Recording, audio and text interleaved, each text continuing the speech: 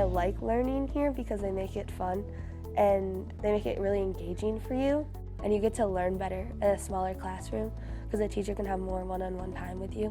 Middle school's really hard. They're going through so many changes and they're learning how to be more mature, and the staff is really considerate and concerned and caring, and they're not impatient or harsh, and I think they're not overwhelmed like they could be in a giant school, so that makes a big difference on how the kids are impacted. I learn by doing things and talking to people, and Spectrum does a good job of like group activities, and it's not just like, oh, you're here to learn and that's it. Like, they want you to have relationships with everyone here.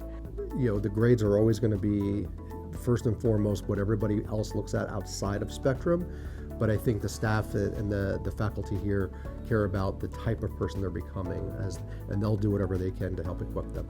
I feel like at Spectrum you get to know that you're going to have a good solid future when you come here, because you aren't going to be like afraid to go out in the real world because they've prepared you so much for it. And like when you are on the journey here, they're helping you and you aren't just by yourself. She wants to be here. It's not a battle to get her to go. She feels very safe here, and I don't know we could ask for a better environment for her. Yeah.